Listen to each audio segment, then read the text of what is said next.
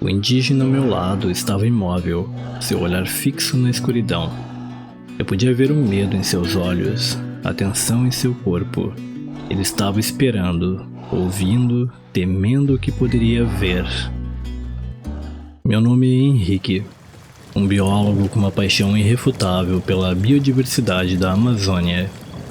Sempre busquei o desconhecido, a imprevisibilidade da natureza que habita os recantos mais profundos da floresta.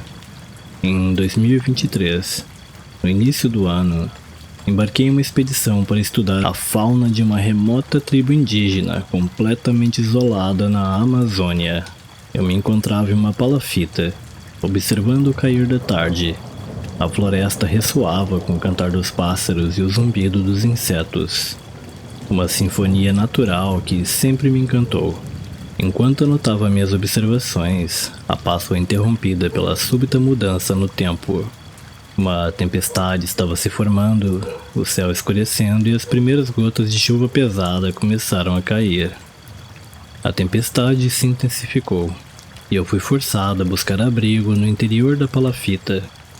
O barulho da chuva se tornou ensurdecedor. Cada gota que atingia o telhado de palha parecia um tambor ecoando na noite. Lá fora, a floresta havia se transformado em um lugar sombrio, iluminado apenas pelos relâmpagos que rasgavam o céu. Naquela noite, um dos anciãos da tribo veio me visitar. Ele parecia preocupado, falando em um tom baixo e sério. Ele me advertiu sobre uma criatura que vagava pela floresta durante as tempestades. Uma besta que eles chamavam de Índio Velho, o nosso famoso lobisomem. Eu escutei, mas, como cientista, permaneci cético. Lobisomens eram apenas mitos, histórias para assustar crianças. A tempestade continuou pela noite, e eu me encontrei inquieto. Minha mente voltava para as palavras do ancião sobre o lobisomem. Eu sabia que era um mito, mas algo na maneira como ele falava me perturbava. Eu não conseguia dormir. Cada som da floresta parecia se amplificar em minha mente. A noite avançava e com ela a tempestade. De repente, um uivo cortou a noite. Foi um som que eu nunca tinha ouvido antes. Algo primal e selvagem, que enviou calafrios pela minha espinha. Eu não conseguia identificar a origem. Não parecia o uivo de um lobo ou o rugido de uma onça. Era algo mais, algo que eu não podia explicar com minha experiência como biólogo. Não havia lobos na Amazônia. A natureza não permitia isso. Então, o que era aquele som? Perguntas se formavam em minha mente enquanto eu tentava desesperadamente encontrar uma explicação lógica. Eu não podia acreditar no sobrenatural. Eu era um homem da ciência, mas o medo estava começando a tomar conta de mim. O uivo voltou.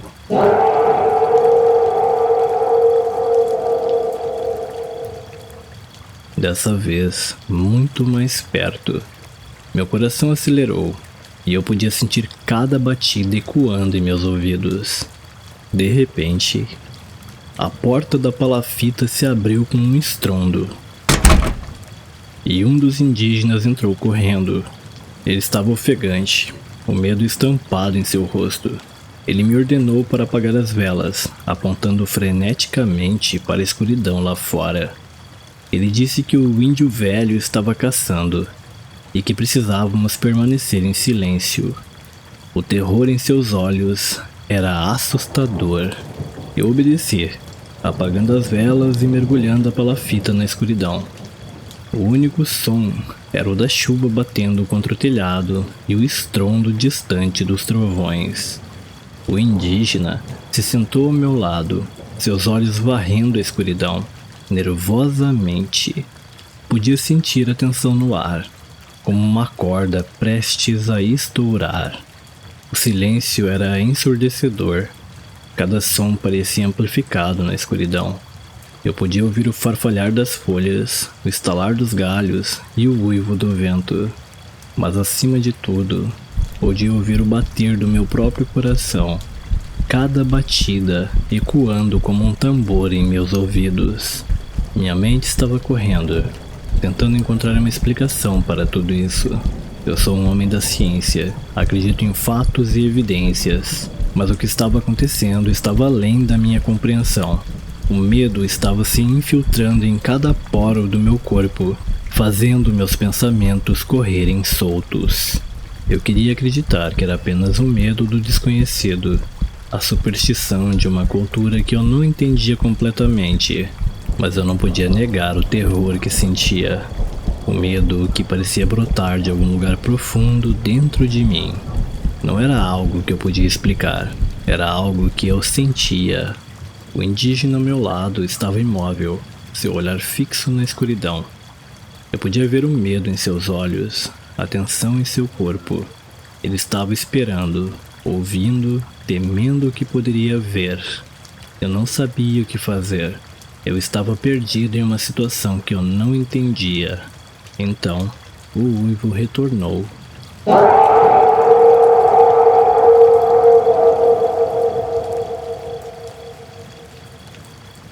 Desta vez, ele estava mais próximo, mais claro. Ele ecoou pela floresta, fazendo as folhas estremecerem e o ar vibrar. Eu podia sentir a ferocidade do som, a ameaça que ele carregava. Era como se a própria floresta estivesse com medo. Eu olhei para o indígena, buscando algum tipo de orientação, mas ele estava tão assustado quanto eu. Seus olhos arregalados na escuridão. Ele estava tremendo, seus dedos cravados na madeira do chão. Ele estava esperando, assim como eu, pelo que estava por vir. A noite parecia interminável, cada segundo se arrastando como uma eternidade. Eu estava preso em um pesadelo, sem saber como ou quando ele iria acabar. Eu estava em um lugar remoto, no meio da floresta, cercado por algo que eu não conseguia compreender. Dentro da escuridão crescente, uma sombra colossal se ergueu entre as árvores, perto da palafita. Seu contorno embaçado pela chuva e pelo manto de sombras que se estendia sobre a floresta. Eu mal conseguia ver a forma daquilo que estava à minha frente, mas uma sensação de pavor instintivo me dizia que era a criatura, o índio velho, o lobisomem. Sua presença dominava o ar, deixando uma sensação de frio e desolação que penetrava mais fundo do que o frio da tempestade. Uma sensação primal, como se meu próprio DNA estivesse gritando de medo. E então a criatura atacou.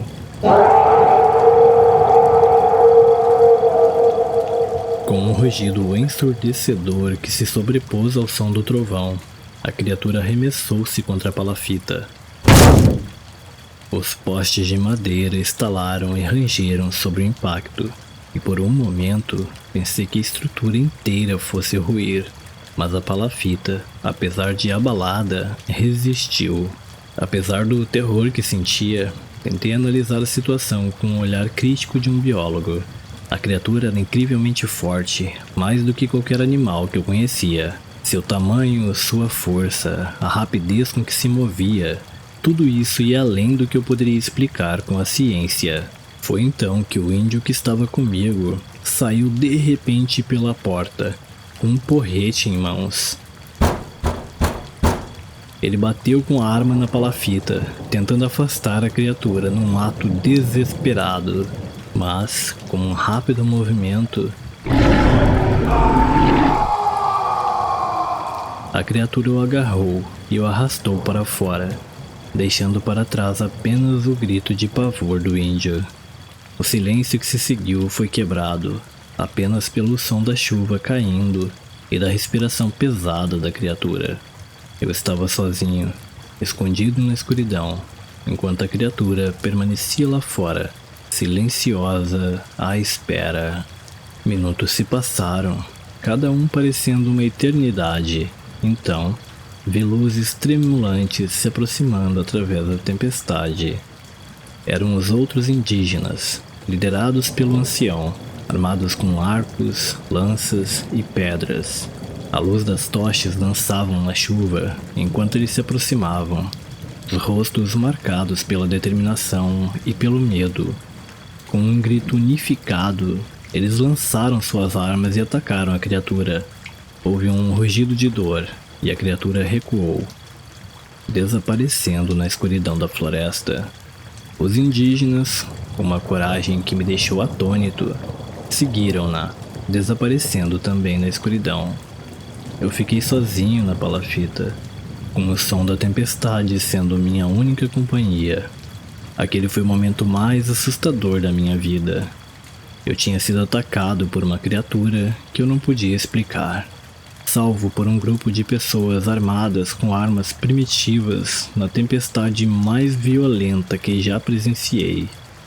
Tudo parecia tão surreal, tão fora da minha realidade de biólogo, que por um momento pensei que estivesse sonhando. Mas eu não estava sonhando. Eu estava na Amazônia, sozinho naquela palafita, depois de um ataque de uma criatura desconhecida e assustadora. O trauma dessa experiência me fez questionar tudo o que eu sabia, tudo o que eu acreditava. Nessa noite, decidi que encerraria minha expedição.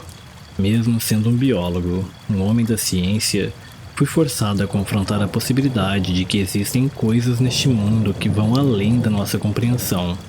Aprendi a respeitar as histórias e crenças dos indígenas, que por muito tempo considerei apenas como mitos.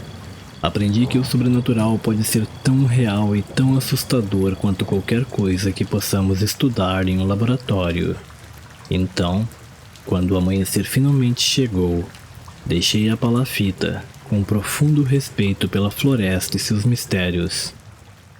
E enquanto deixava a Amazônia, prometi a mim mesmo que nunca mais subestimaria o poder do desconhecido e do sobrenatural. So many days is yet to come.